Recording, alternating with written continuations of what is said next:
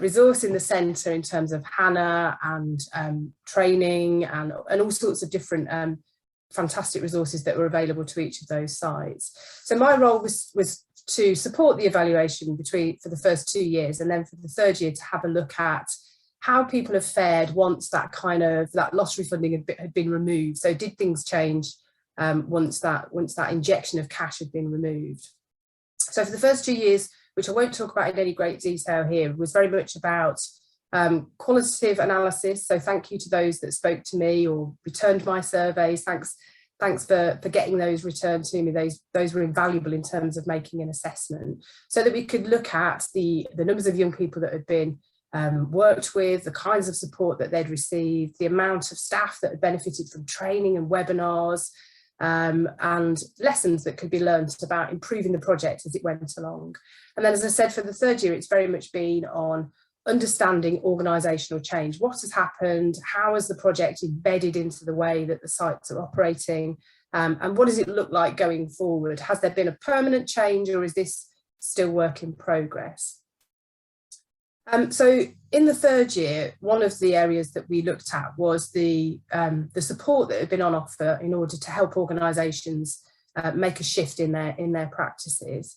And I think it's true to say that a huge amount has been achieved in a relatively short space of time, given my first point that you've done this in a global pandemic. So, you know, from my point of view, an absolute pat on the back to everybody involved for sticking with it and delivering a project through incredibly challenging times.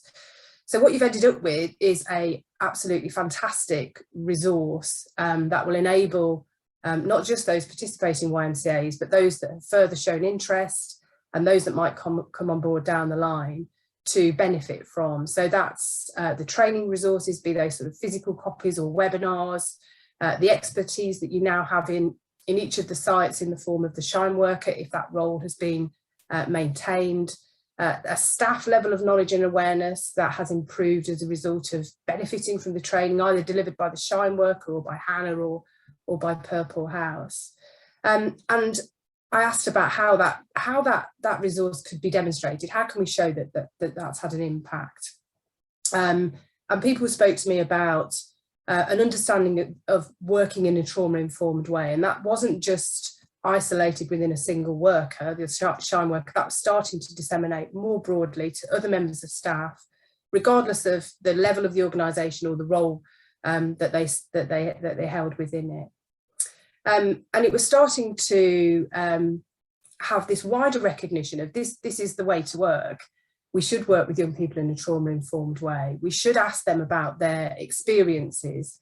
Their lived experience makes them experts of how to work with them. And so we need to consider co-production as a way to work collectively and collaboratively with young people.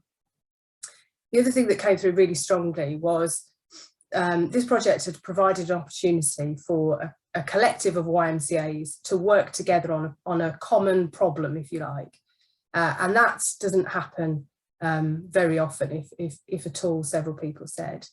And there was an element of almost competition between the Ys from the outset, the YMCAs from the outset. But as the project continued, this sort of holding your cards close to your chest disappeared, and people became much more open to sharing problems and learning from each other and talking about their experiences.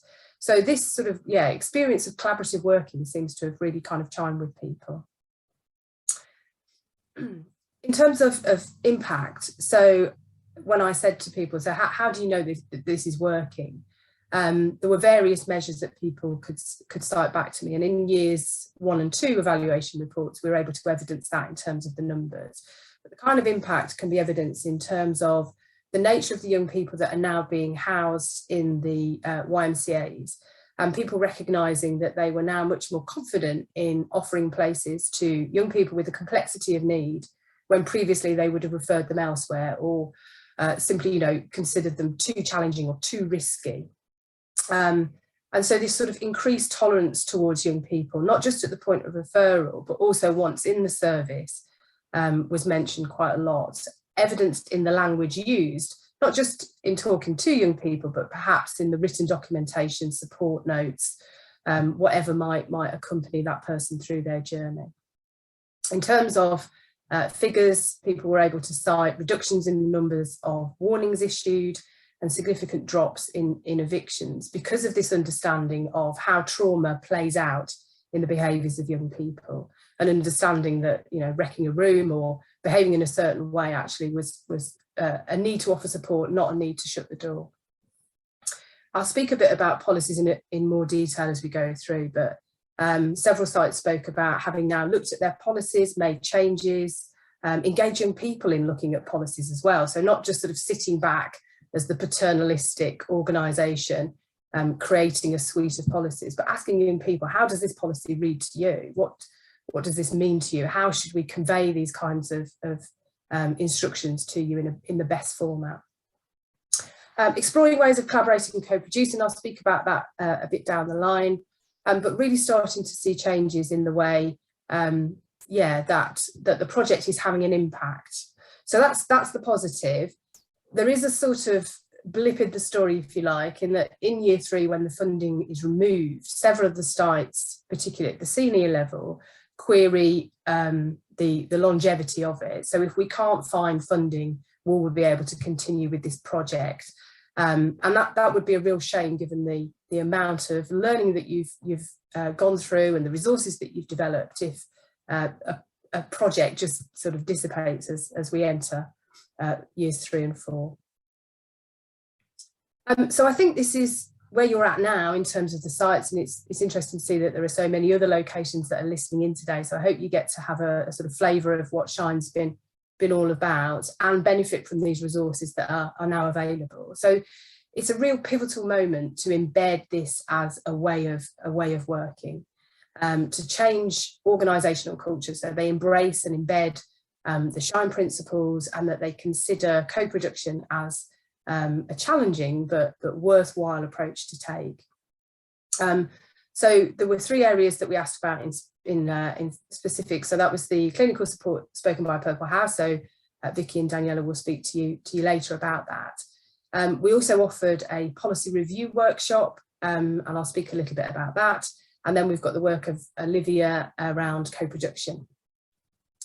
So on Purple House, a really kind of comprehensive support offer. For those of you that aren't aware, the original idea was to use, I think it was COVID funding, was it additional funding around COVID, Hannah, that enabled clinical psychologists to be appointed, and serendipitous that they were unable to fill this appointment, which meant that we could think more creatively about how that funding was used. And so better value was achieved in terms of getting Purple House on board and the wealth of experience that they bring to provide this really broad package of support in terms of the things that you can see on the slide. So training webinars, reflective practice groups, action learning sets, and case consultations. And so we spoke to those that responded to the survey about what they'd engaged in, what they'd benefited from. And so they're what the slide showing is that most commonly benefited from the training webinars and the reflective practice groups. And there's a high level of satisfaction once they've engaged with them. So not only engaging well, but also benefiting from the resources that they've received. Also, a call for that support to continue in some way.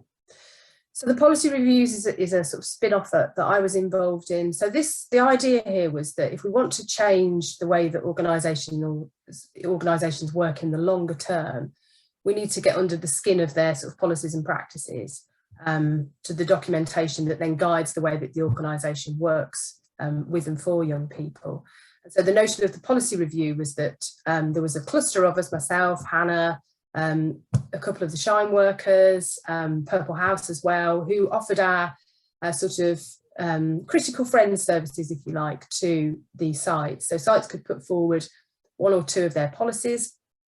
We would collectively go through them and sort of review them against the Shine principles and look for things like examples of where there was good practice, where language might need a bit of editing to make it more accessible for young people. Also sharing those, so where we identified things that were going really well, we could offer those to the other sides. It was well engaged with. So of the 7 sites, 4 participated in it, and there was some good feedback in terms of people finding it useful. So there's a template that remains that can be used by others to sort of check their policies and procedures. And I know those that have gone through it, as the 2 quotes there suggest, found it a really sort of valuable exercise that has enabled them to think about how they become more trauma informed, how they might take those policies and present them to young people, or get a working group that involves young people in reflecting on how those policies are implemented. I didn't say anything about co-production, but co-production is now starting to take hold.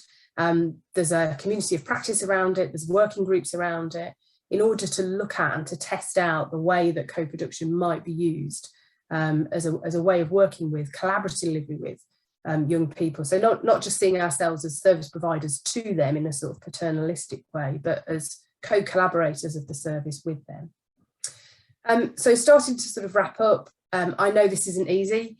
It's particularly difficult in a global pandemic, and organisational change isn't something that happens overnight. It isn't even something that happens when you've got 3 years of funding from the lottery.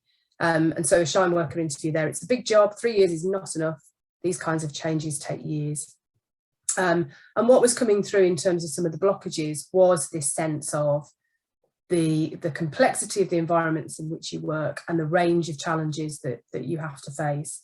And so we spoke to individuals in the survey about what might have been some of the barriers that prevented Shine from having a greater impact. And if you look at the sort of the brown lines, the further the brown lines come down towards the left-hand side of this graph, the larger the issue, if you like. And so it's the top line in terms of lack of time to focus on the project. It's then the bottom 2 around competing demands within the organisation and limited understanding of the project amongst staff. And so I think those can be sort of put together quite nicely. So there was a real sense through talking to people throughout this evaluation of the challenges of working with individuals. So even just trying to set up interviews, get surveys back, arrange for dates to speak to people, that was so difficult in terms of an ever-changing diary. You know, people would leave interviews because a crisis occurs. You know what it's like. And that became particularly acute during the last couple of years that we've all been through. So yeah, struggling to find the time to give the project the focus that it perhaps needed. There's then the lines around training for staff. So the 4th one is failure to involve wider staff in the project, and linked to that, this limited understanding of the project amongst staff. The way that the project was rolled out in each of the sites was different, as you would expect. You were all different localities. There's a level of autonomy that you all have. And so depending on how Shine operated within your organisation, it might be that some staff had very little contact with it or awareness of it. So it's not unusual to see that, but I think now's the opportunity to try and change that situation so that it becomes an awareness amongst all staff. So what next? So for me, it felt like in writing the sort of the end of year 3 report that this is a real kind of moment in time, window of opportunity for the Federation as a whole to think about how they benefit from the learning that this pilot has produced. As I said, you've got a substantial suite of incredibly valuable resources for any future iterations of projects that might go forward. I'm really cautious about, although I keep using it, the word projects, because projects to me always feel like something that sort of bolts onto an organisation or is sort of stuck on for a time limited period. And for me, this isn't what Shine should be. This should be about a learning journey that demonstrates that this is the way to work with and for young people. And you've developed some fantastic materials that can propel you further. What we need to see now is further dissemination of that, and that's going to require that senior commitment. So some of those barriers, time, staff awareness, those blockages need to be removed. We need to find that sort of senior commitment so that this is embedded and this shift becomes the way of working. So I think it's a really exciting opportunity. You've learned a fantastic amount over the last few years, and hopefully you can now capitalise on this learning in order to propel you through to the next stage. Thank you. I'll stop sharing my slides so I can now see you all. Thanks very much, Kate.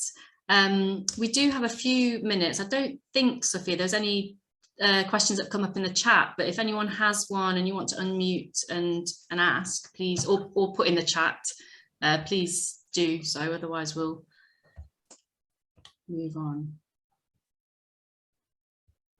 Chris has got his hand up, Hannah. Yeah, I just want to throw a thought. Can we afford as a movement not to engage with the Shine materials and trauma-informed practice and co-production? I'm interested in people's thoughts.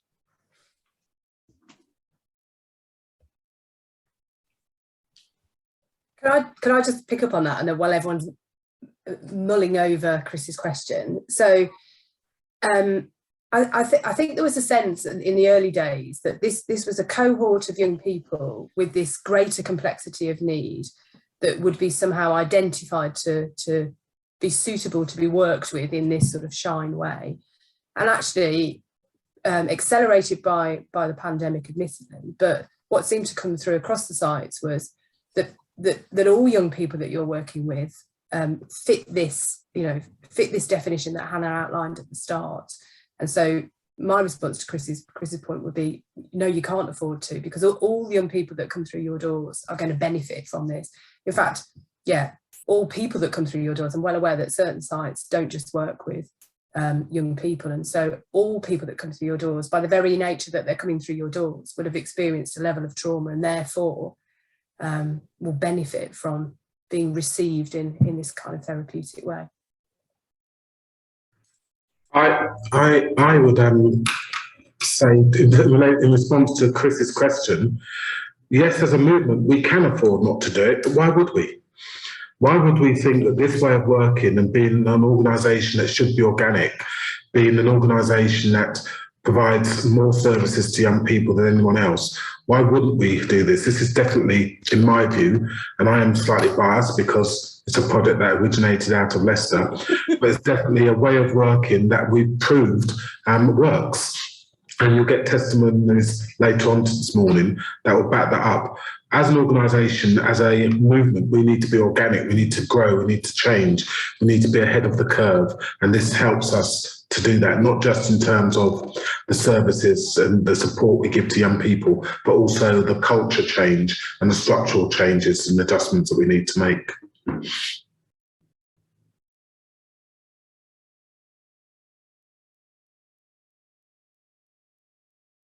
I can see we've got a question in the chat from Richard. Let me just go back to it. What was the cost? So the first 2 years of the project were funded through the Lottery Community Fund, and we were lucky enough to get to 500,000.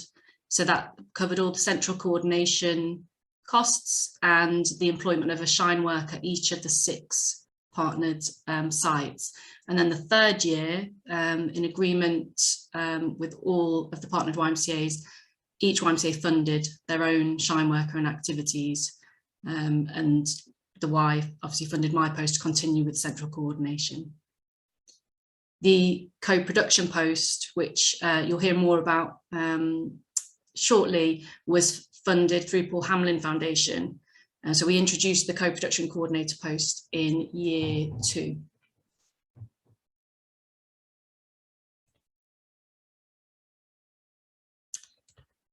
That's great, thanks. No problem. So unless there's, I can't see any of the other hands up. So unless there's any other questions, we'll move on to our next speaker, which is Pauline Tomlinson. So Pauline is the CEO of YMCA Heart of England.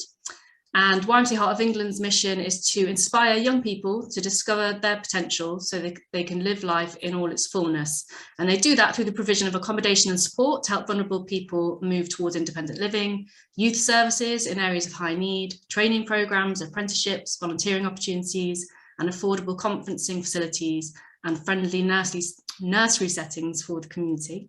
So Pauline will be providing us with her reflections on YMCA Heart of England's journey with Shine and telling us a bit about what's next for her organisation. So I will hand over to you, Pauline.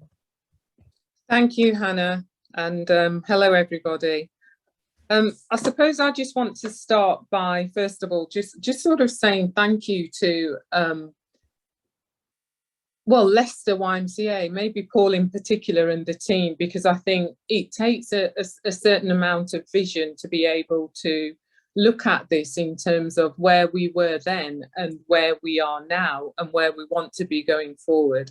And I think that was over many, many years ago when I'm sure there were conversations around this project.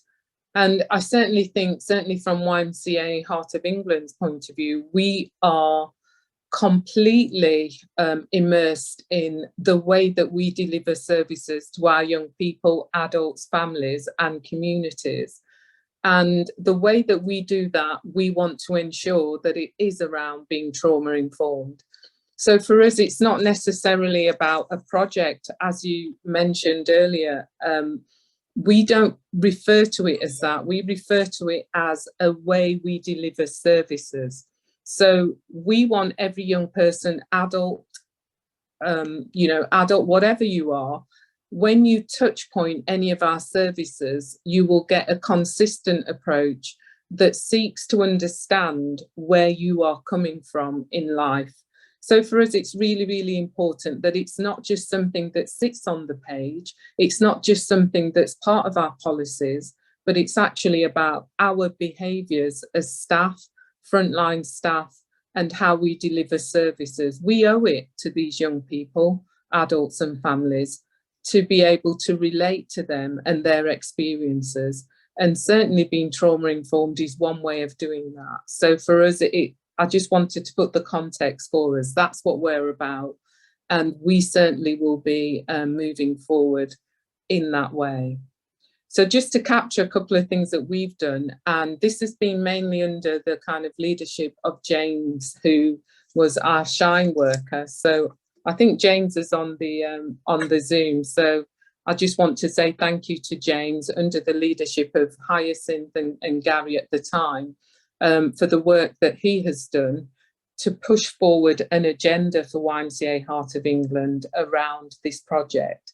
And we've done a number of things. We've worked intensely with, I think over the period of time, 22 young people. Now that might not sound a lot, but that was the ones that were specifically focused in terms of the Shine project.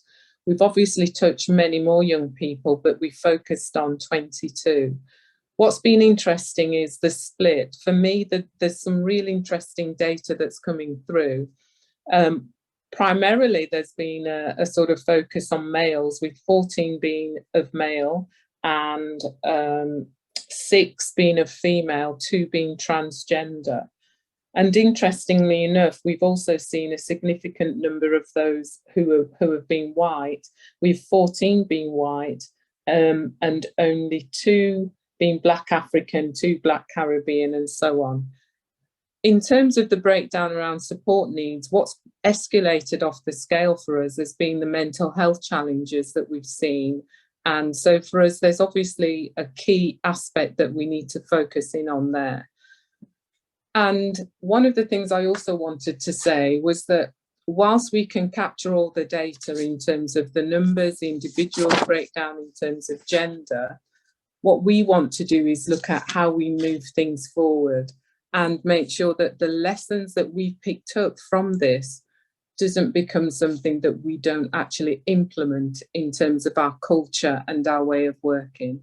And this obviously is coming from me as CEO, but it will also be something that our directors and also our board will be hearing about in the next few months.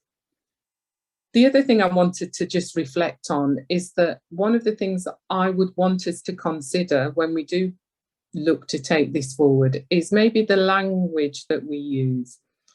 So we talk about young people sometimes as if it's only young people who have experienced trauma. And for me, it's really, really important that us as adults and in positions of influence can also say, we have also experienced trauma. We haven't just arrived and been great at everything or what we do.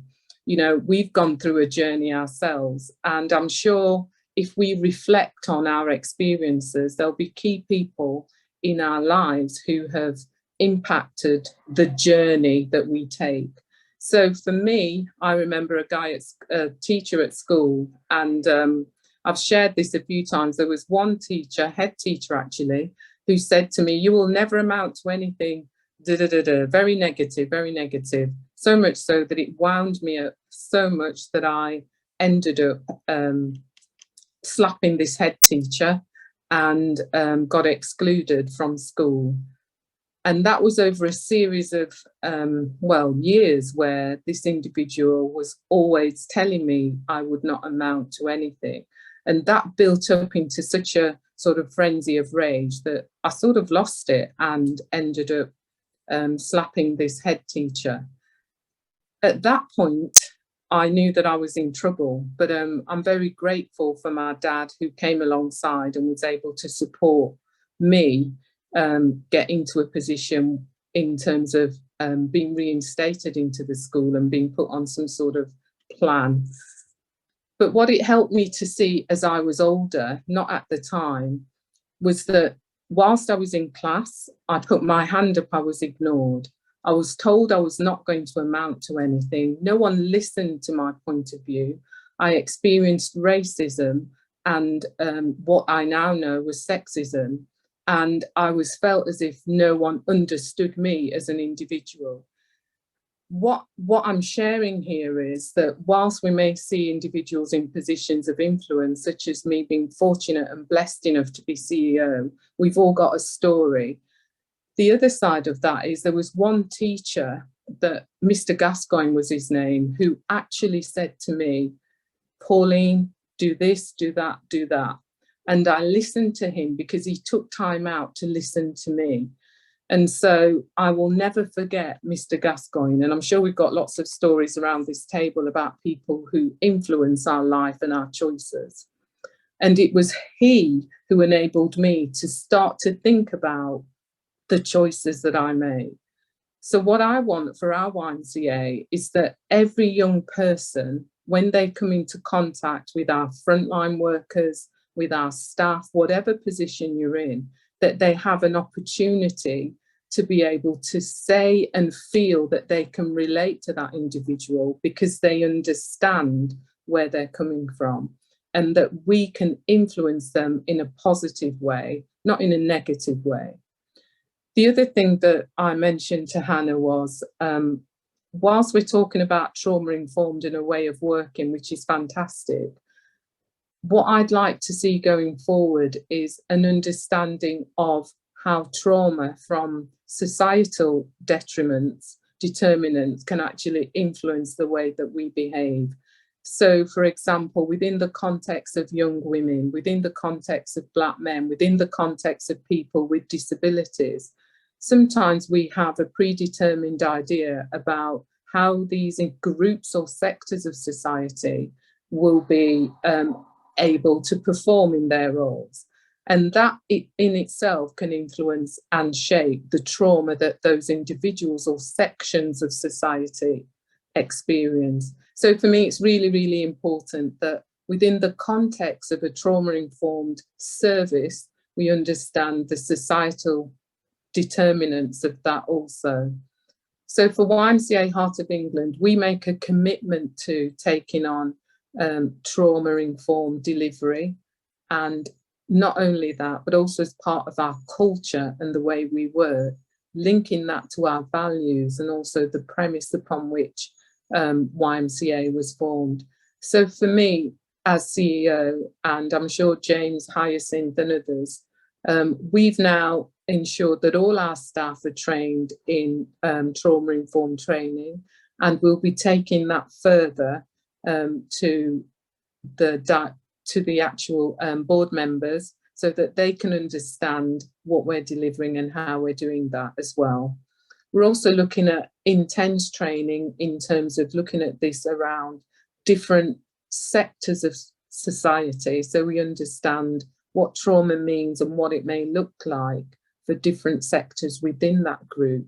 So we're really looking forward to that within the next year or so.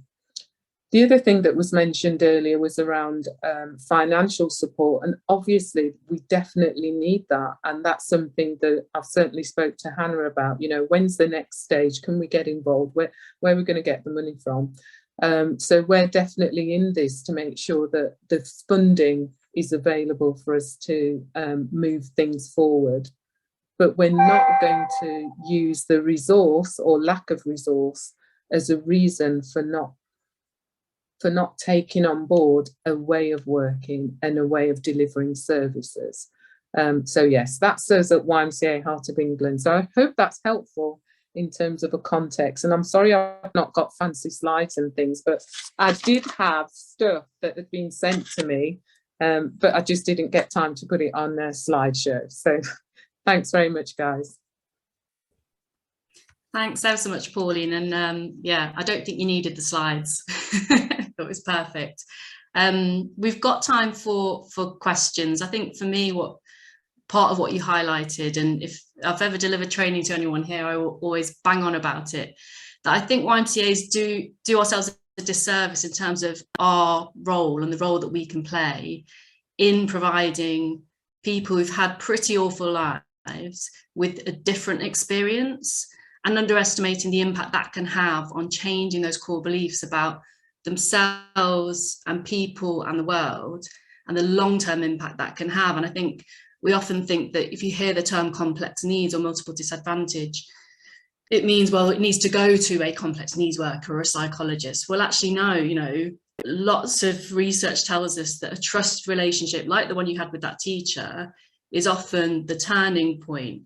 And I think what Shine hopefully highlights that if everyone is, you know, working in the same way, has a shared understanding of trauma, then people entering our services, staff and people who use our services, will have repeated, consistent experiences of trusted people. So yeah, that's just my response to that. Thanks ever so much. We do have time, so feel free to raise your hand or just unmute yourself to ask any questions or offer any reflections.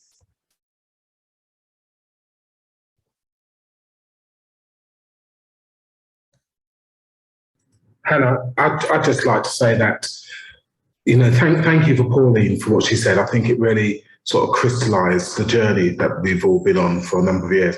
Just to say that at Leicester, we've been doing this for maybe 10 years now, and we're not experts. We're just maybe a bit further down the road than some others. But what we have seen is that it's not just about the work and how you deliver the work. It's about the environment you create. It's about the chances you take. It's about persuading your board that maintenance might go up.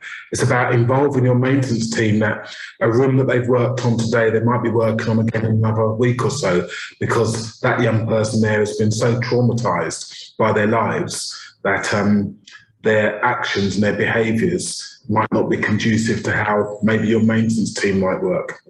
But I'd also just like to contextualise this in terms of where we are at the moment. And it's quite important to think about what impacts on us every day and what impacts on young people. We know that from a societal perspective, there are some real challenges at the moment, not just with the pandemic, but also in terms of people's income and their disposable income. We know that utility charges are going up drastically. We heard about a levelling up agenda yesterday.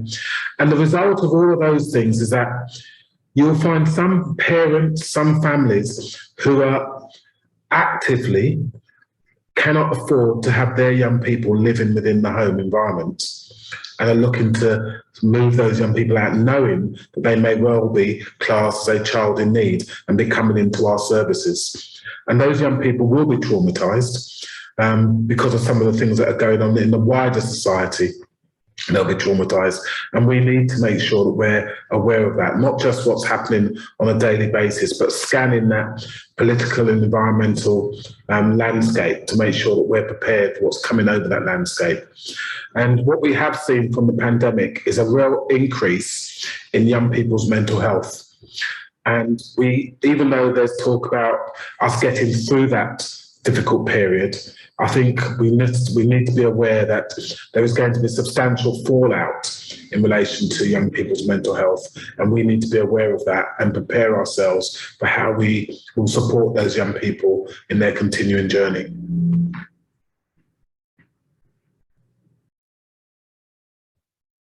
Thanks, Paul.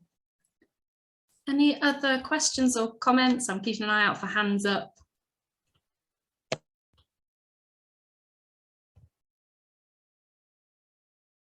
Okay, I can't see any. Can you, Sophia? Okay. So next up, I'm going to play a video which was put together by Olivia Venning. So Olivia is our co-production coordinator for Shine. She was, as I say, she's funded by Paul Hamlin Foundation, and she came into post just over a year ago. So her role is to support YMCA's partner through Shine to adopt co-production principles. And last year, she worked collaboratively with young people from YMCA Wellington and Telford, Leicester, North Staffordshire and Heart of England to produce some staff practice guidance. And you will have heard Kate mention the policy review process that Shine developed, and Murray will be talking about that in more detail later on. And we wanted to involve young people in that process, but also recognise that looking at policies and talking about policies was pretty boring stuff. So instead what we did was, or what Olivia did was, met with young people and co-produced a set of behaviours that they would expect staff to be expressing if they were living by the principles in which Shine says we work and live by. Yeah, Olivia's been very selfish and she's gone off for her 20-week scan today, but she has done an amazing recording, which I'll play now. Hopefully it will all go to plan and you'll be able to hear it, but if not, just give me a wave and I'll give it another go. It's just there with me.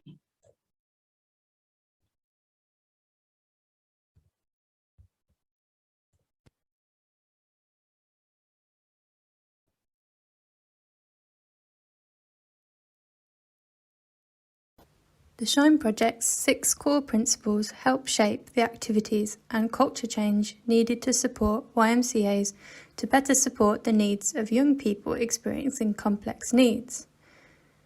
But how do we know if these principles are making a difference? We asked ourselves, what do the Shine principles look like in action?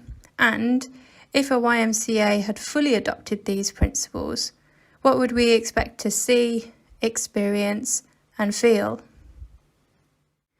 Most importantly, what do we want young people to experience during their time living or being supported by our YMCAs?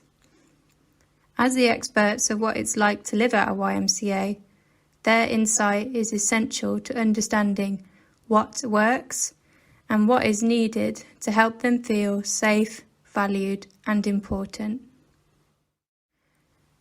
Together with 4 of the Shine Network's YMCAs, we ran 4 workshops with residents posing this very question to them.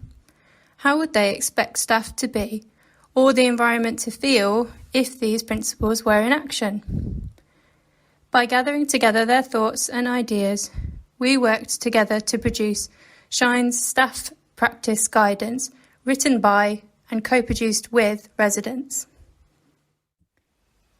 Instead of going through the responses to each principle, I wanted to instead give you a flavour of some overarching themes that came through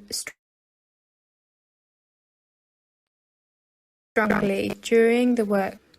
Whilst these themes might seem fairly obvious to us as staff, it's interesting to reflect on the fact that residents too think these attributes are equally as important to them. So let's have a look. The most common theme was that of residents being able to develop positive professional relationships with staff, and that being key to helping them feel appreciated, valued, and part of the YMCA community. They said that they'd be more likely to seek support from staff that they had a good rapport with, and really liked it when staff would make the time to get to know them personally, not just knowing about their struggles and challenges. They said, "We feel most comfortable when staff are approachable, genuine, friendly, and relaxed. And we want our YMCA to feel like a community for anyone who lives here. So we appreciate it when staff get involved in activities and take time to have fun with us. Similarly to positive relationships, residents highlighted the importance of being listened to and heard, and that helped them feel respected as young adults. Taken from the practice guidance, they said, "Take time to get to know us, listen and find out what we're about." Consistency was also a big one for our residents. They spoke about how sometimes it can be difficult to trust adults and professionals due to previous negative experiences. So when staff are able to do what they say they're going to do, or at least explain to them if they can't for some reason, this helps with building trust. Additionally, residents shared about how consistency with knowing when their support sessions are, when activities are regularly taking place, and being informed about updates to rules and expectations helps them feel more settled.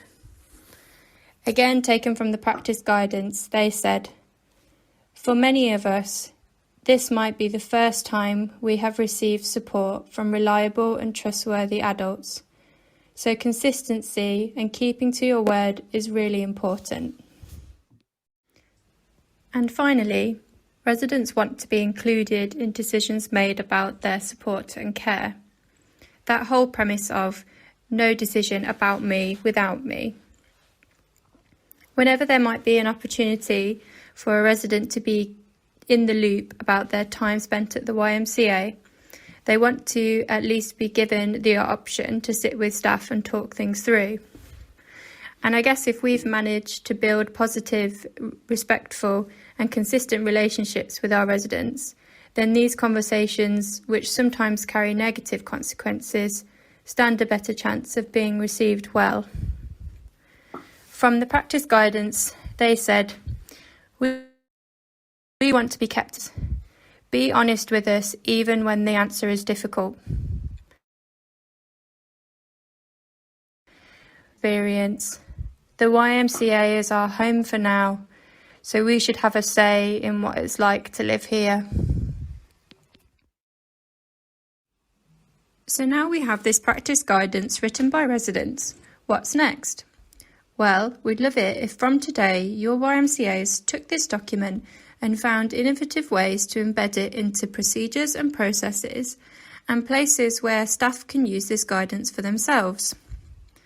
Examples of how it could be used could be to use the guidance to support recruitment rounds through including it in application packs as part of the interview or as a main part of the induction process for all staff.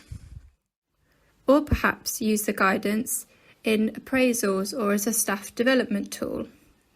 The practice guidance can also be used to complement policy reviews, including to use alongside the SHINE policy review framework developed last summer, or even as part of training or values and culture exercises. However you use it, we'd love to know, so please get in touch with your thoughts, ideas and plans for the practice guidance. We also recognise that a guidance such as this will need reviewing and updating from time to time. So that is also part of our plan going forward, for new residents to take a look for themselves and see what they want to add or change. Thank you all for listening, and I hope you enjoy the rest of the SHINE Learning and Celebration event. And I want to say a big thank you to the residents and staff who supported the making of this practice guidance. Please do get in touch with me directly with any questions you may have about the practice guidance, and I'd be happy to help.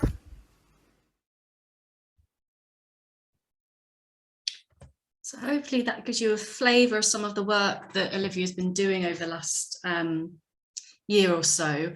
And I think I figured out how I can share the actual document that the young people produced in the chat function. So I will do that as the event moves forward. If not, I will send it out in an email afterwards.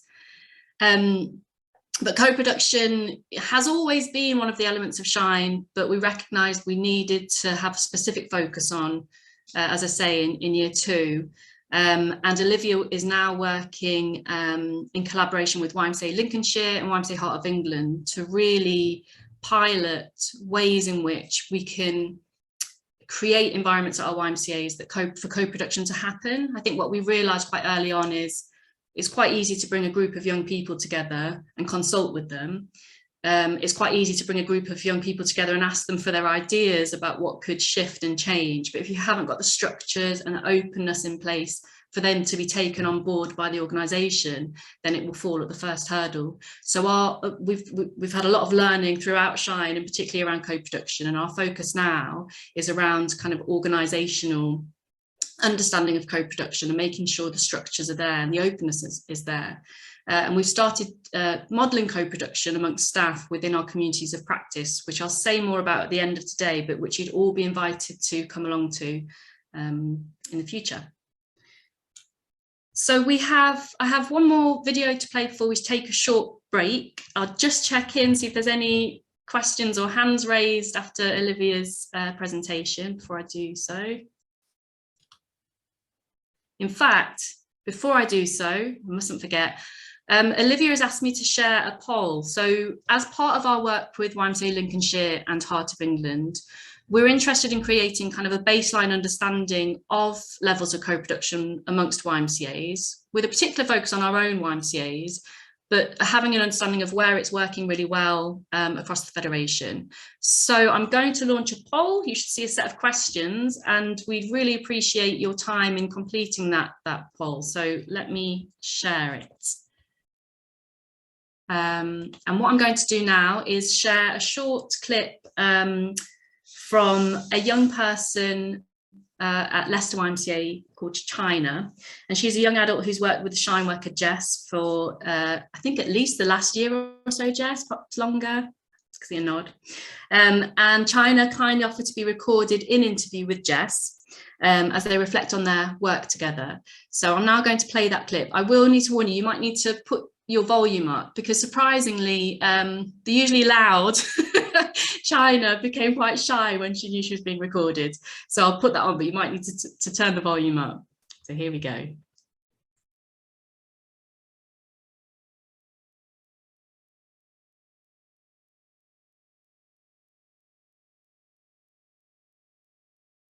you describe how you came to live at the Y?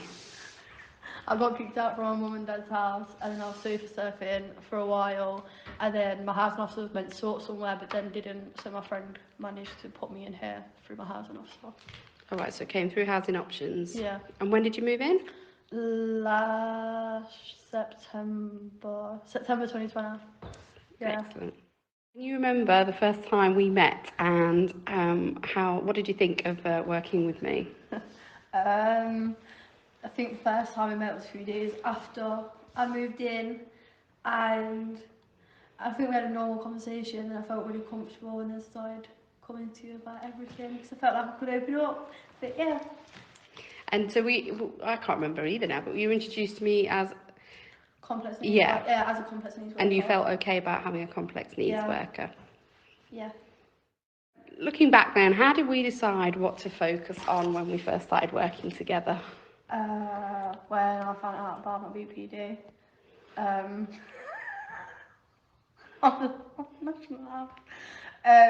yeah, well, I didn't know nothing about it, so I came to you, and then we started learning. Well, I say started learning. You basically taught me a lot about BPD, and then we started doing regular meetings about it, and then I think you thingied me to the mental health team. That's right. So I think we spent about 3 hours a week, didn't we? Intensive work learning about how your diagnosis affected you, what it meant for you, and maybe as well how it had affected your life before the Y as well. Yeah. And to see kind of what behaviours you were experiencing. Yeah.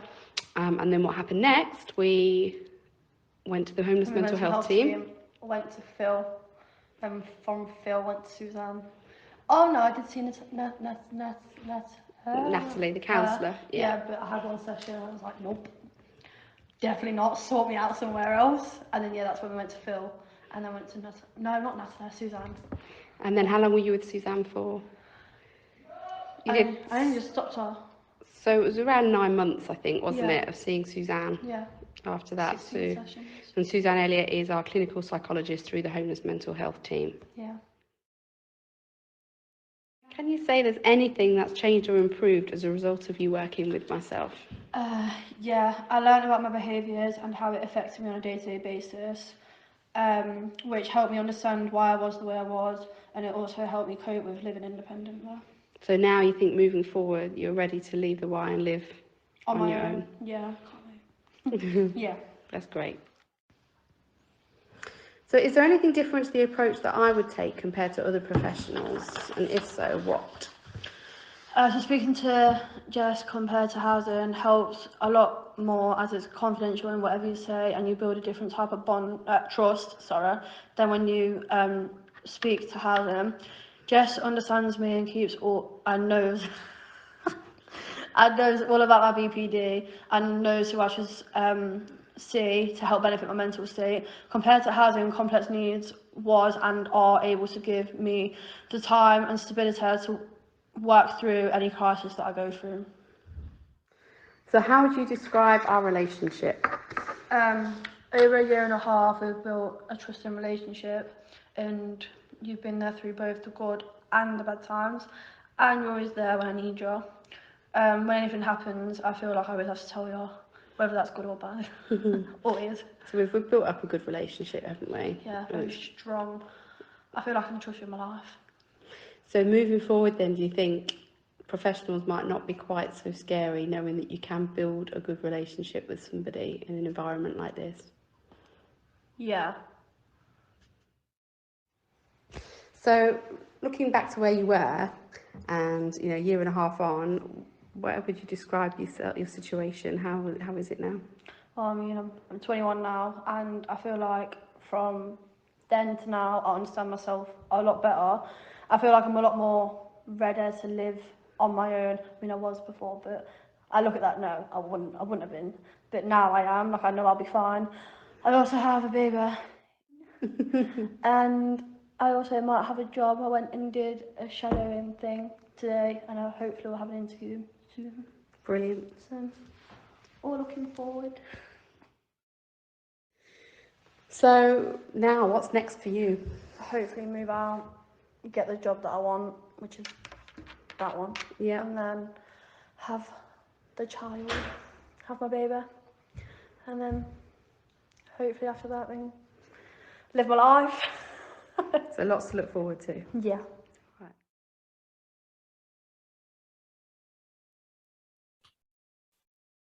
And so that was just a little snippet from one of the 200 or so young people Shine has supported through the provision of complex needs workers, Shine workers, over the last, well, that's the first 2.5 years. And I have to say, I don't think Jess and China do themselves justice in terms of the commitment they both made to work alongside each other in terms of identifying and then doing some difficult exploration of the complexities that China's experiencing. So yeah, I just want to say thanks so much to all the Shine workers. They've worked extremely hard over the last 3 years. They've made a massive difference to young people's lives. And what we'll do is share the evaluation report, and you can see some of the comments that young people made. And I think I also just really quickly want to highlight the role of the Shine worker and learning that we've had about the Shine worker role is that it adds value to the support that is already on offer within accommodation services. It does need to be a role that sits off rota. The importance of flexibility, being able to respond to needs as they arise, is extremely important. We ask that Shine workers come with a certain level of expertise and specialism in terms of their understanding of therapeutic interventions and their understanding of trauma. If you want to know any more about the role, we'll obviously share our details and you can contact us and we can talk more. But yeah, big thank you to all the young people and all the Shine workers who've contributed to Shine's journey. Now going to hear from Murray Graham, and Murray is the Shine worker based at YMCA Wellington and Telford, and in fact was the first Shine worker recruited 3 years ago when Shine first started.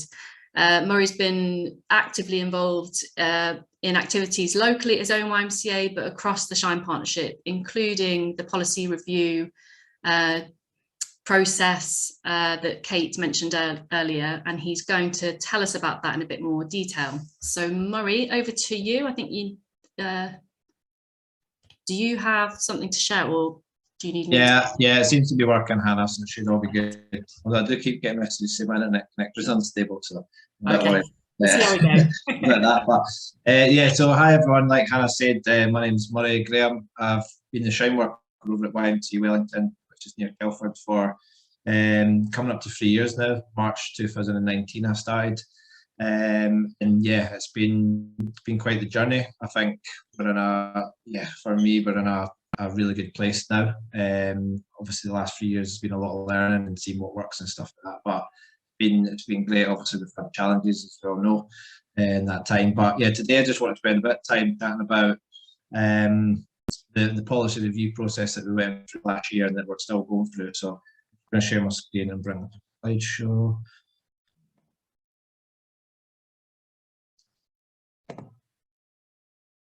So, can everyone see that? Yeah. Cool. So I've only got a short amount of slides here, but the first thing just to have a quick chat about was why we kind of felt the need for a policy review. And I guess one of the main things was that there's such a change in kind of complexity in the individuals that use our services, you know, whether it's young people or older people. Paul's touched upon them when he mentioned about half an hour ago, just the massive change, particularly in the last few years. COVID is obviously the most obvious one, but yeah, rise in kind of mental health needs, things like fuel poverty, which is just going to get worse as well over the next few months. Yeah, UC changes, social media, you know, everything like that. Really, the landscape has changed so much for young people in particular, and obviously we are seeing that in terms of the people that come through our doors and the issues that we see in front of us. So we need to change our policies to reflect that. You know, it's just like anything else we do. It's always kind of changing. You know, we're changing support plans and risk assessments for the people that we're working with. So yeah, policies, they need to be kept updated and adapted. And I think from the feedback that we got from some of the exercises that we've done was that actually a lot of the policies were very out of date, and a lot of them were created, you know, possibly several years back. They maybe had the odd little update here and there, but as I said, the landscape at that time was very different. So yeah, we need to reflect that really in our policies. Along with that is a change in awareness of the impact of trauma and how we can respond to that best in order to get good outcomes. There's been a lot of work done across the country and across the UK in terms of adverse childhood experiences and raising awareness of them, and particularly through Shine, we've done a lot of stuff on that to train ourselves up, I guess, to be aware of trauma, you know, to be aware of how it affects us, how it affects our behaviour. This is all stuff that we see as well, you know, every single day that we come into work, you know, we're seeing that impact of trauma. So yeah, lots of training's been available through Shine, which has been brilliant. But yeah, again, we need to change our policies to reflect the fact that we know more about trauma. We know that it's a thing, and you know, we know it has a very real impact on, you know, what we see in our people that we're supporting. So often that's kind of, you know, an obvious example might be kind of move away from, again, Paul mentioned this earlier, you know, if you've got someone that's constantly smashing their flat up and stuff like that, it's a move away from the kind of more traditional routes, I guess, of, you know, punishment and stuff like that towards a more supportive, trauma-informed approach to working with them. And obviously, we need to make sure that the six Shine principles, so I'm not sure if they've been mentioned at all, but the six principles that are Shine are, it's a strengths and asset-based approach. It's young person-led. We need to be considering worker wellness. That's another one. No wrong door. We've got collaboration and co-production, and obviously trauma-informed as well. So there's no point in having these nice principles that we're applying to all the work that we do if they're not reflected and talked about in our policies, really. And then lastly, yeah, we I think it was Kate that mentioned at the start just about the potential barriers that we come up against, and we have come up against in the last 3 years, really. So whether that's kind of resistance from staff teams, whether it's you know, CEOs or senior management teams not getting on board with the sort of ideals of the project. What came up in our discussions and our workshops that we've done as part of this policy review was that, you know, often the sort of frontline workers were kind of on the ground, you know, fighting the, you know, flying the trauma-informed flag, if you like, and trying to work in that way. But actually, it was very difficult to do that because, you know, the policy or the procedure that was in place, you know, trauma-informed. And what we also discussed was that actually, throughout this whole thing, you know, we feel, in particular, this is the case at YMCA London, I feel we are working in a very trauma-informed way a lot of the time in our response to incidents and things like that. But actually, when I started going through our policy, they did not reflect that. And if you look at them, they were very, like, you know, old school in terms, and there's no mention of trauma and stuff like that. So I feel we were working in a very different way to our policies, in a good way. So we need to get those policies updated. And I think Kate as well had said, you know, that needs to start right from the start of someone's journey, you know, a staff member coming to YMCA. So we need to be, need to have policies that basically shine principles, you know, right from recruitment. You know, it's in the job adverts that we're putting out, it's in the questions we're asking, interviews, you know, getting young people involved in them, and then, you know, to induction, you know, we need to have training available on trauma, things like that, and then supervisions, you know, clinical supervisions, all that sort of stuff. It needs to be like ingrained into everything that we do, basically, right from the start. So what did we actually do then? First of all, we kind of created a kind of working group, if you like. So it was made up of a couple of Shine workers, one of which myself, the other one Scott, again from YMCA Lincoln, Hannah of Kate Broadhurst, Daniel Gray, who's with us today, joined us as well, Olivia Benning, who we've already heard from, and then just other frontline practitioners. We also got feedback from young people, everyone we could, really. As I said, we're trying to kind of model collaboration and co-production here. So, you know, we wanted to get young people's voices in that. Olivia done her work with the focus groups that she's already shown us a video on. That was really helpful, and all this stuff and all the feedback that we got informed, you know, this tool that we created. I'm just going to put in a second. We do these things called communities of practice as well, where basically anyone can join, really, and we get together and we chat about a topic. A lot of the time it's about trauma approaches or work on wellness, that sort of stuff. So there's an activity in that as well, and just looking at what policies we use most in our YMCAs, what ones kind of hinder us in our work when it comes to working in a trauma-informed way, what ones kind of help us, and any sort of policies that I think actually should exist. Quite interesting, because I think there's fairly widespread agreement that, you know, the policies that we're using, regardless of which YMCA we work for, were not really fit for purpose when we bring them over. So that using all this information, we came up with a sort of tool that Anna is going to shine. I've seen someone share. I've seen someone in the chat ask if that can be shared, so I can actually share that as well.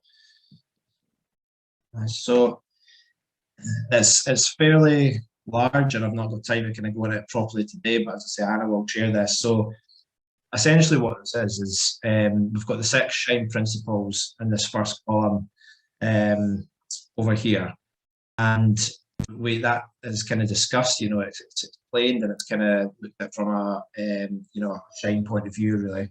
And then we've got a column talking about sort of policies and procedures that may be linked in with that. So, you know, strengths, asset based. This is the approach we want to be taking with our, you know, service users. Focusing on the positives, using techniques like there's something called RAID, which is all about reinforcing appropriate behaviour. So yeah, it's really focusing on positives, which is hard to do sometimes, you know, when you're faced with some of the stuff that we are. But yeah, really digging down into, you know, identifying those positives and trying to build on them. And then yeah, what policies, how can we change our policies, you know, to reflect that, that we're trying to look for these sort of positives. So a whole list of stuff here that you may want to consider really basically when this sort of review. Whole organisation considering, so yeah, how would it look if we were doing this? Everything from kind of language, because that can be quite important sometimes, even sort of small words, you know, do we need to change how we're referring to groups of people or things that we're seeing? Yeah, I mean, you'll be able to sort of read through this when it comes out. And then finally, in the last column, any sort of practical recommendations, tips, guidance, ideas. So yeah, and there we've got kind of training available for staff some people might not be familiar with a kind of strengths-based way of working. And the thing is as well, we're trying to spread this out for the whole organisation. So much as I've talked about, you know, CEOs and senior management team, it's everyone really in the organisation, from cleaners to HR teams to maintenance workers that fall on as well. You know, as best as we can. I appreciate that some YMCAs are huge. We're fairly small over at YMCA London, 42 tenants at the moment, which is pretty much us maxed out. But yeah, it can be hard to do this stuff, but as best as possible, try get everyone working the same way really. So yeah, the next principle, young person led. It's the same again. Obvious ones, you know, what we want to consider there, things like support planning. You know, we want to be getting them involved in that as fully as possible. It ties in a lot of this one with the work that Olivia did in her groups, and basically just getting there. You know, how do you want to be worked with essentially, and how do you want things to be? Obviously, we can't always do that, but we can try our best and at least explain. You know, if just be in front of them really and explain why certain things be done in ways. Yeah, and then we talked about trauma informed again, a big one, and that's huge really, and that can be applied to sort of all of our policies really, but particularly around ones I guess to do with warnings, evictions, that sort of thing. You know, what do we do when we've got someone that's constantly damaging their flat? So yeah, there's certain ones that it's quite obvious to apply to, and there's other ones that it's more difficult. No wrong door. Yeah, that's again kind of about just a positive experience that Hannah's talked about already. You know, and just that one kind of trusted and sort of consistent adult, trying to give them a different experience really to what they've actually had before. Worker wellness is another big one for me, and I think it's something that we need to do a lot better at YMCA Wellington, is really making sure that staff teams have the time to reflect on the work that we're doing and how it's impacting us. It's not the easiest job, and you some days that are really quite difficult, and you know we have a lot of stuff to us and things like that. And I think for us here at YMCA Wellington, we certainly do not make the time as much as we should to actually talk about that. You know, how are we feeling? How's that impacting me? Am I getting the support I need here? Really, because you know we've got to be in a good place ourselves in order to sort of support people. You know, we're human beings. It's going to impact us. I think there is sometimes a kind of a feeling that people should just, you know, you're all so busy, it's hard to find the time for that sort of stuff, but it's massively important. And so that particularly ties into staff recruitment, inductions, you know, having it written in there, this is what's available for you. You know, we will have regular supervisions, we will have regular reflective practice groups, things like that. This is work that's more ongoing, you know, and the Shine project coming years. And then finally, collaboration, co-production, we've already talked about. So the development of this tool itself was an example of that, collaborating with, you know, different services, Purple House, etc., and getting the voices of young people. So you can have a look at this when it comes out, but it's a fairly kind of detailed, it's a good thing, and this is always evolving. You know, we're always going to be sort of updating this and changing it and see what works there.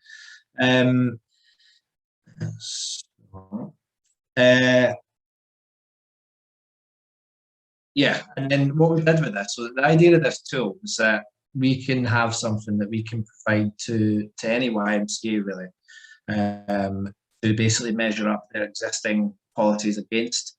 So we've tried to find a balance between not just doing everything for someone, you know, and not just being like a box ticking exercise. So there's no good if you know, a CEO of a YMCA gives us a policy and says, yeah, this one we think could be good. You know, we take that away and make some change and hand it back to them. That's not really any of the purpose. We wanted to be working alongside them, explain it all. So what we did was we've come up with this tool, and you can measure your own policy. So you take a warnings policy, you take an induction policy, you look at it against all these 6 areas. And yeah, that allows them just to think, you know what, actually this isn't bad, like we're on the right lines here, or actually there's no mention of this, this and this, and we really need to sort of focus on this. So it's not something that's going to happen overnight, and I know it's something that people struggle to find the time. We experienced that ourselves, you know. Just YMCAs are busy, we're all busy, we've all got lots of stuff, so we wanted to try and make it as easy as possible by giving them something that actually exists, you know, it's based on what young people told us and all these people told us, and that you can kind of take away. So yeah, we invited the regional YMCAs to get involved in that, and a few of them did. So yeah, we reviewed quite a few policies across the region. The ones that we sort of focused on were yes, support intervention process, youth involvement, stuff like that. Warnings was one that I kind of wanted to bring to the table, and just to kind of look and just have that discussion. And I think from the feedback that we got, it was quite sort of useful in it just to do that. As I say, it's quite early stages really. We're doing this kind of towards the latter end of last year, so it's something that we want to keep doing and want to keep building on the tool that we've created. And yeah, trying going forward is hopefully expanding, and I know we've got lots of representation from different YMCAs across the country today. So it's something that we hope can be you know, spread out and used in multiple areas really. Any questions at all? Because that's pretty much. I can see we've just had one in the chat, Murray, which was approximately how much time did each policy review take? I mean, the groups that we had, we'd sort of done it over Zoom, didn't we, for the most part, and the ones that we had, it was only about an hour and a half, wasn't it, that we kind of just spent. As I said, it's not like you know, you come at a start of this meeting, you know, and by the end of the hour and a half, you've got a nice shiny new policy. Basically, just to get you sort of thinking. Some of the policies are huge, you know, and run pages long. Other ones are shorter, and it's quite easy to see, you know, where perhaps you're going wrong, or you know, what needs improved. It's a hard one to answer really, because it will depend on the policy, I guess. But I think, yeah, certainly the initial sort of Zoom meetings that we had were, you know, fairly short, an hour and a half, and often that's what's needed. It's just to get you thinking, you know, about actually, you know, I never even thought of that. You know, I never thought how that comes across in our policy. So it's just to stimulate that thinking really, and get a discussion going, and then what, you know, how you go on from there will depend on you know, how much time you've got available, and other things like that really. The group was actually formed because what the steering group was saying was, we know we want to review our policies, we just haven't got the capacity internally to do this process. And so that's why we developed a group that a YMCA could submit a policy to. We would each take some time to review it using the tool, and then we'd meet together with that YMCA who'd submitted it to talk through some of the recommendations, and then the YMCA would go away and, you know, choose to implement the recommendations or not. I'm going to move us on. Thanks ever so much, Murray, and hopefully people have seen I've shared the document within the chat. We're running slightly behind time, but hopefully that's okay. So I'm going to quickly move us on to our final speech of the day. So I'm going to welcome Dr. Vicky Edwards and Dr. Danielle Gray from Purple House Clinic, Leicester. Shine was lucky enough to receive some COVID relief funding, enabling us to commission Purple House to deliver a range of activities designed to support our organisations in their work with young people experiencing complex needs, both through kind of case consultation, so thinking about frontline direct therapeutic work, but also the wider organisational change. So I'll hand over to Vicky and Danielle. Hi, thank you. Good morning. I'm Vicky Edwards. I'm clinical psychologist and clinical director of Purple House Clinic Leicester. It has been such a pleasure actually to be here this morning. It's been inspiring. And I think it's the relevance of theory and applying it to practice, and just hearing kind of people's enthusiasm makes me smile. So thank you for inviting us to be part of, I'm going to call it a project, but like Kate said earlier, project kind of does imply something that's a bit small and an add-on, and actually I think this is a way of being and an ethos that makes sense of lots of things that are happening within Shine and YMCA and I guess the world at large. So Hannah invited us to talk about what psychology can offer to homeless services, and it prompted me actually to think about what is, as my son once asked me many years ago, what's the point of psychology, Mum? Good question. What is the point? What can psychology offer? And I actually, if I'd thought about it, I might have given him this answer. I probably gave him a much shorter, brief answer at the time. But actually, I think psychology can provide a way of making sense of human behaviour. It makes sense of why we do what we do, why we think what we think, and why we feel what we feel. And that's the bottom line. And it can be particularly helpful when we're working with people who have complex presentations. And interesting, as I'm listening to the presentations this morning, what came out with the discussion between Jess and China was, China said, I understand why I was the way I was, and Jess understands me. And I think that is what psychology can offer. It provides a model and a way of understanding what has happened to that person that has made them, or led them to become the person that they are now. And I think for me, from kind of personal and professional experience, when we have understanding of a person, it can often put us in a better position to experience empathy and compassion towards that person rather than frustration and annoyance. And actually what understanding does, it stops us being stuck. China talked very eloquently about what had been helpful for the process of support with Jess, and was that sense of being understood, that somebody gets me. And also I had a sense that she said, Jess likes me whether I'm kind of, it's good or bad. And that's, in psychology terms, we talk about that being an unconditional positive regard, which is a bit wordy for somebody liking me, whatever I am. So in December 2019, Hannah approached Purple House to discuss how we as a psychological service could support the Shine project in creating a trauma-informed service. So we used a psychological model of complex developmental trauma, which has been referenced to earlier as adverse childhood events. And to increase understanding of what developmental trauma is, how it affects the child's development, and ultimately has affected that young person that you're faced with now on a day-to-day basis, and the adult.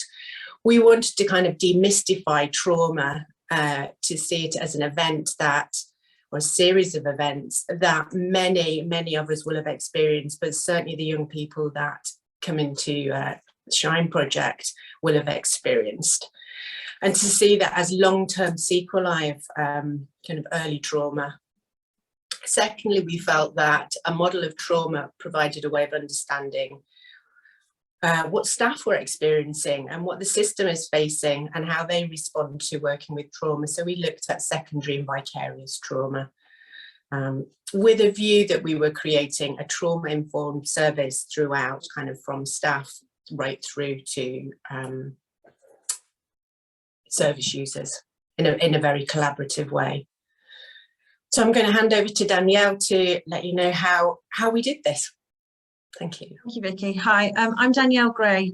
I'm also a clinical psychologist who works with Purple House and have been really fortunate to be able to support the collaborative work that we have been doing with the YMCA over the last several months. The project was broken down into different parts, and the offer from Purple House consisted of some training modules which we did, and I think they very much pick up on the themes that Vicky's just shared, to think about how we understand trauma and how we shift the lens through which we see an individual. So moving from that sense of the behaviour to actually understanding, well, what happened to you, and building up that much richer sense of the experiences and often traumatic and adverse experiences that the young people that you work within the Y have experienced. And then alongside those modules, to build on that, we offered reflective practice sessions. So we came together and facilitated 4 reflective practice groups over 6 months. Those groups met monthly for 2 hours and were made up of different professions and different roles within the YMCAs, which I think was really helpful because it gave a real richness to the experiences and knowledge that people brought to that forum to understand and to share understanding.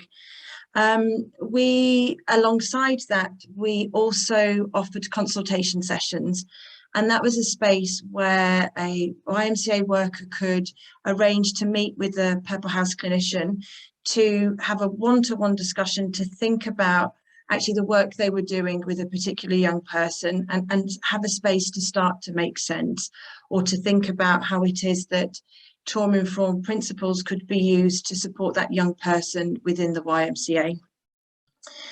What I wanted to really focus on this morning was the themes that came up from the reflective practice feedback, and how they've been seen as a really valuable resource for the work that teams have been doing within your organisations. So there were a couple of really, I suppose, headline themes that came up from the reflective practice sessions. Workers and colleagues talked very much about the value of feeling connected to the wider organisation. So at times there were reflective practice groups which workers came and colleagues came across different regions, and having a space actually then where people could learn about the wider organisation, what were happening in other YMCAs, how other roles within different YMCAs, and it was an opportunity, I think, for great learning, to think about opportunities and difficulties that YMCAs were experiencing. I think it was quite timely. Murray talked about the impact of COVID, and I think at that point, organisations, I think as we all have in different aspects of lives, feeling quite isolated, and it gave a greater sense of connection. And we know that connection can be really important for our own well-being, and it felt that rippled through our reflective practice groups. Another theme that came up was about clinical development and skills development, knowledge and sharing knowledge, and how important that is as part of adapting a trauma-informed approach, but also growing that approach within the organisation.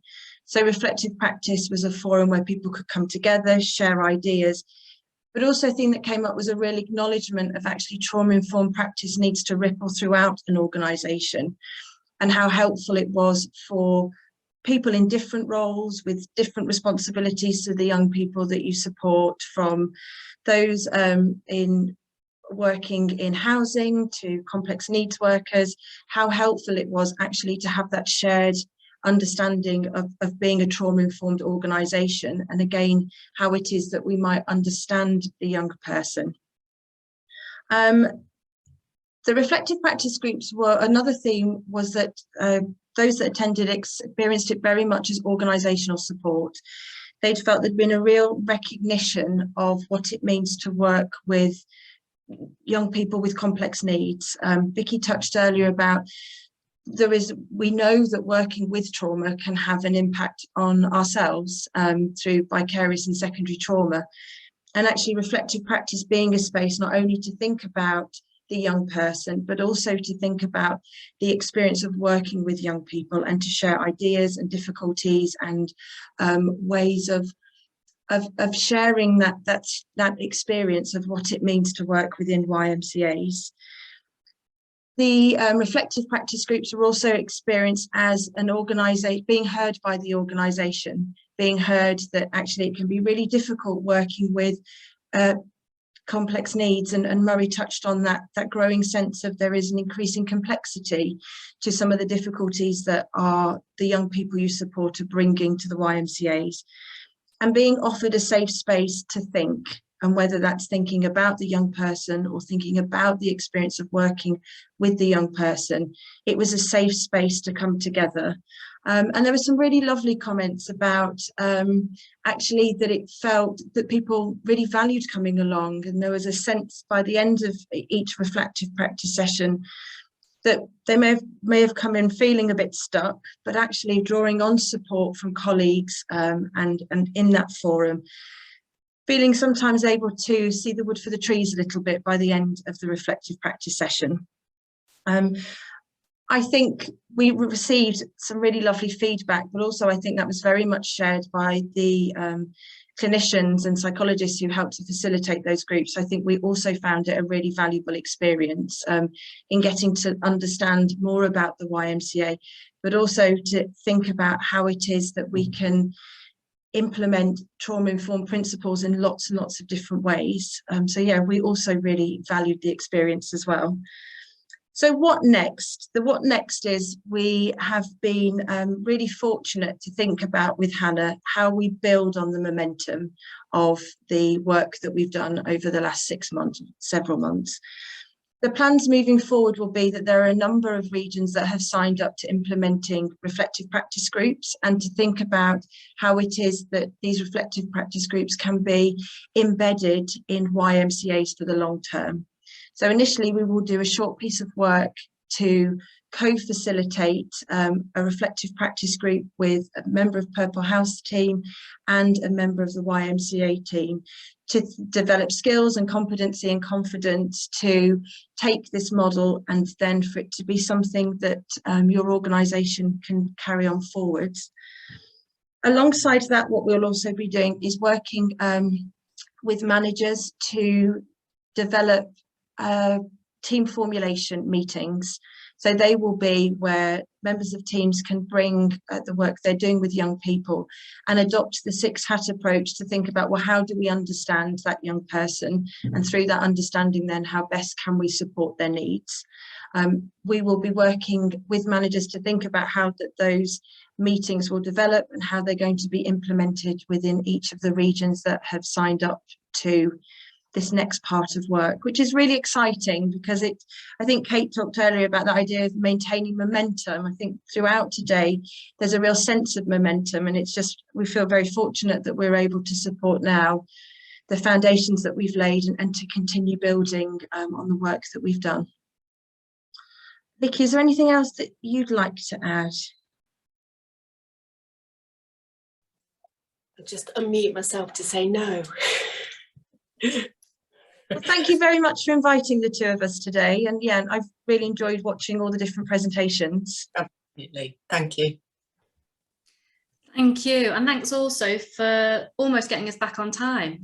It's as if we can go to pace. Yeah, so we're really excited to continue one element of what we're now referring to as Shine 1.0 through the use of reflective practice groups and the team formulations. And kind of going back to what I was saying earlier, seeing staff within YMCAs as having the ability and the capacity to facilitate those spaces themselves with the support from clinicians from Purple House. So we'll keep you posted because we'll also be working with Anna Tickle, who's the lead clinical psychologist at Framework Nottingham, who will be doing a piece of evaluation alongside the team formulations, assessing whether doing team formulations, managers within YMCAs bringing together their team to think reflectively about a particularly tricky case and seeing if that makes an impact on the support planning that practitioners then go to do with their young people. So we'll be able to share that report once it's made available. Are there any questions? I'm aware we are bang on time almost, but I'm willing to open up for questions if you have any for Vicky and Danielle whilst we've got them here. I'll give you a second when I get my screen.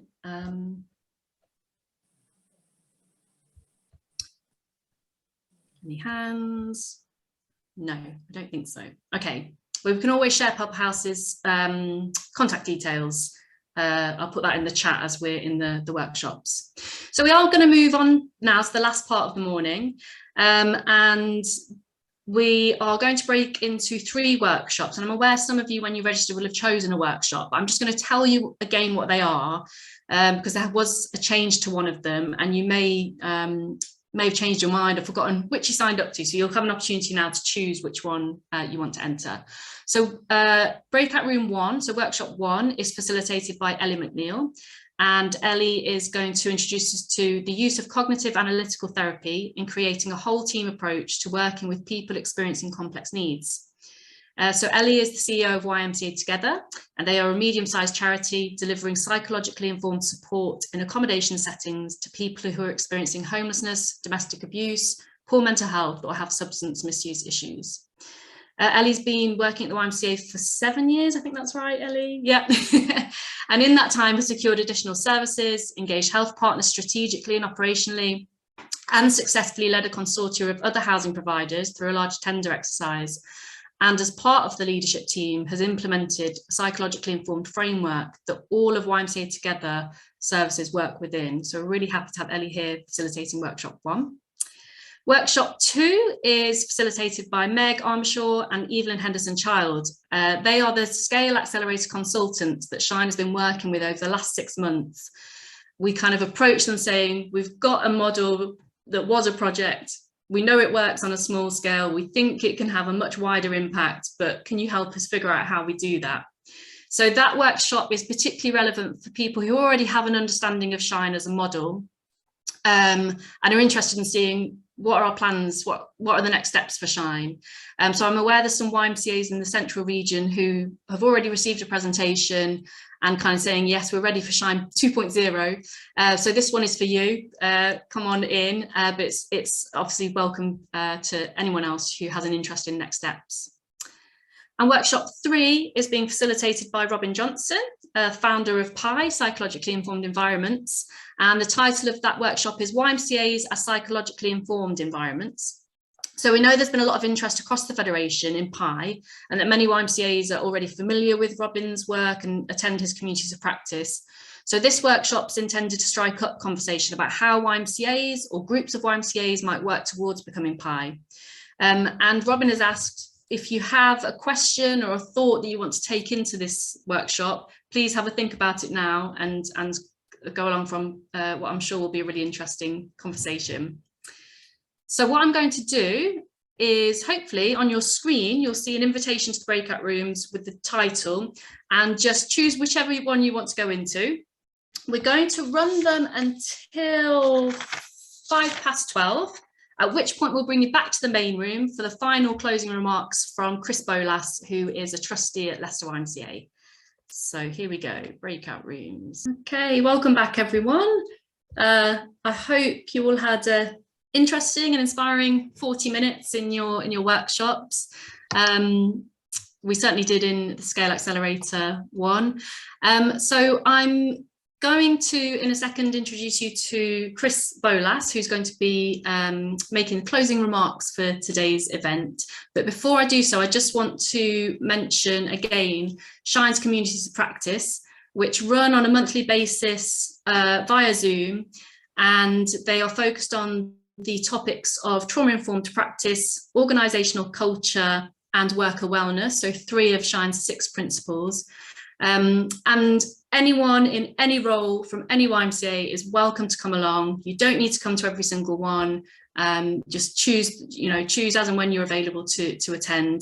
So as Chris is closing today, I'll put a link and some more details about how you sign up to those, and please feel free to share with your colleagues.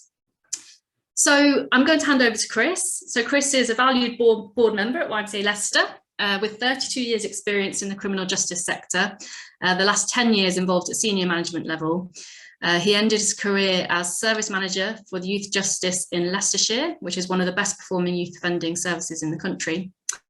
And Chris has also been the chair of Shine's Champion Trustee Programme, which whereby each of the partnered YMCAs identified a board member who took on responsibility for ensuring that complex needs were kept on the agenda at board level, and who met on a quarterly basis to receive an update about complex needs work across Shine, and to take that back to boards so that when decisions were being made at board level, complex needs was always a consideration. So Chris, I will hand over to you if that's all right. Thank you, Hannah. It's been a real pleasure to be part of today's conference.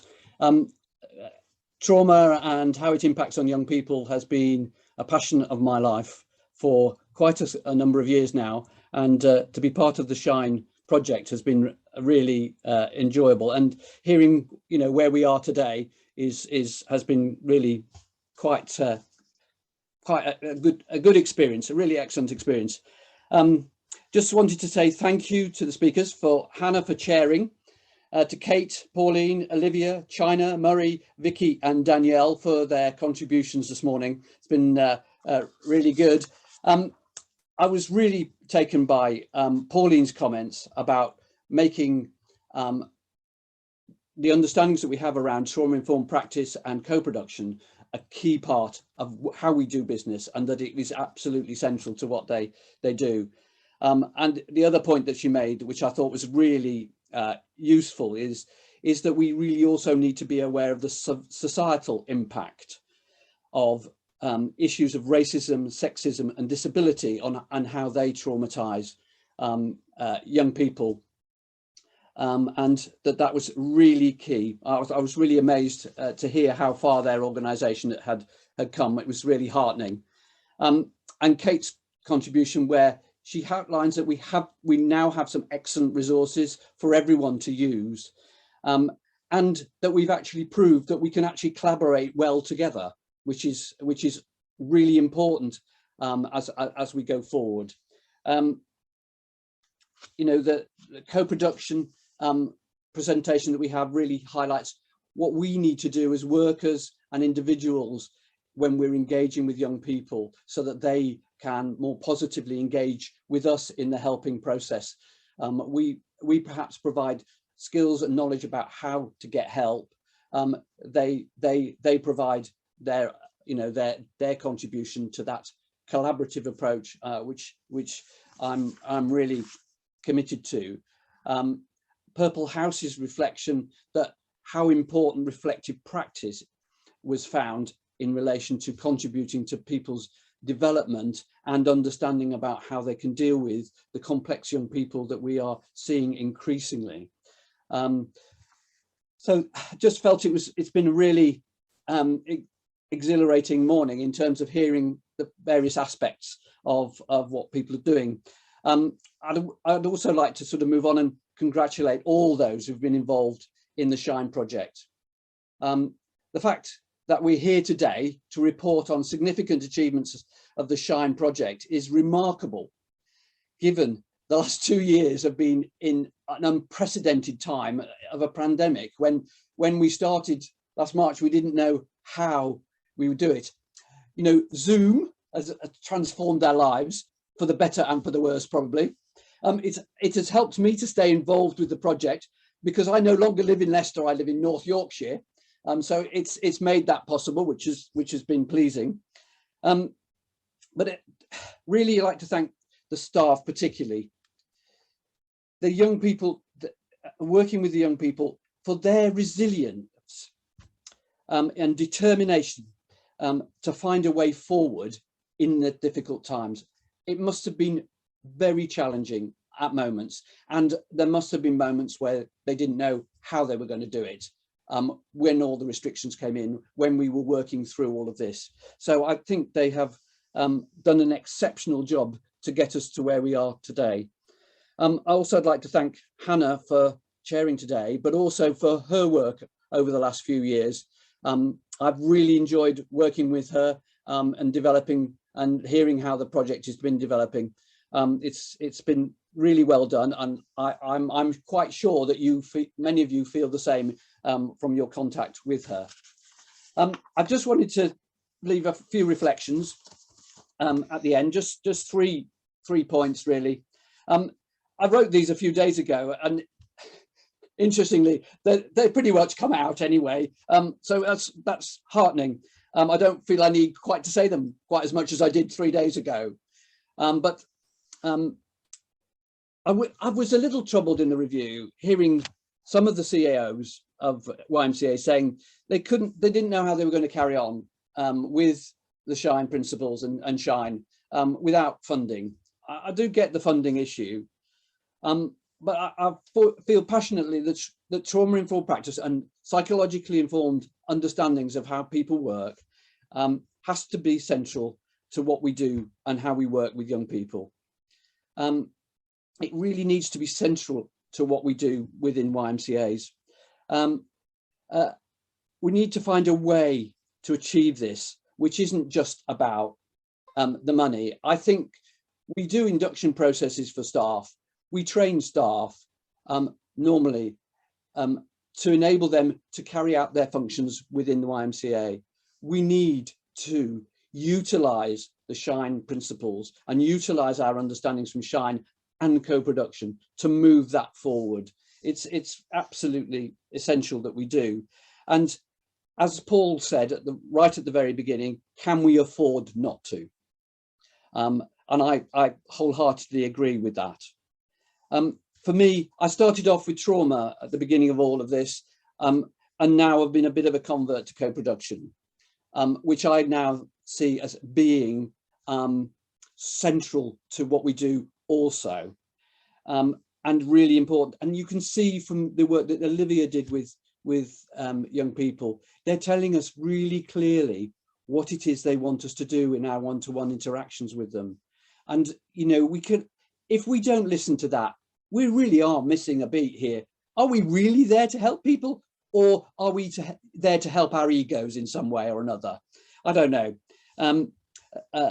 I don't think many people are there to help their egos. I'll say that, but it's just a useful reflection, I think. And we also need to, to get that involvement with our staff. And some of the things, the feedback from Purple House was saying how important staff felt they needed. I think it was Purple House, it might have been co-production, needed to feel that they were actively involved in the creation of what we're doing and how we do it. And I really want to sort of emphasize that. And finally, I'd just like to say, really, as a YMCA, as a movement, we benefit from spending more time looking at and thinking about what best practice looks like, and enabling our staff to have the time to do this, not just seeing it as an add-on to their jobs. One of the saddest things that I hear is that people don't feel that they have the right, perhaps, or the backing, or whatever it is, to say, right, I need this time because this time will make what I do better. And that's really important. And so I think we need to create ways, create the space for staff to do that. And it's really important. The caring professions nationally have been useless, lousy at doing this. And my profession is no different of social work and probation in doing that. They create some space, but not enough. And it's not given credibility and importance. And just to also say that developing this concept of communities of practice, practice hubs nationally as part of our movement and structured into our movement seems to me to be really important going forward. And just to say thank you all very much for being present today and for your contributions in the workshops and throughout your time with SHINE. And I'm really looking forward to seeing what SHINE 2 can do in the future. I'd just say thank you very much and have a really good day. Thank you, Chris. I think that leaves us on a really inspiring, positive note and helps us think about a way to move forward. What I'm going to do now is I'm just going to put my email address and the Shine website address, because I think I put a comma rather than a full stop earlier, and just invite anyone who wants to continue the conversation, who is interested in perhaps being part of Shine as we look to expand beyond the central region. Please get in touch. If there's something we can learn from you, if you're doing things in a different way, a better way, we want to know about it. And that was all part of the purpose of today. So yeah, thanks very much for coming, and thanks again to the Shine team for all your hard work.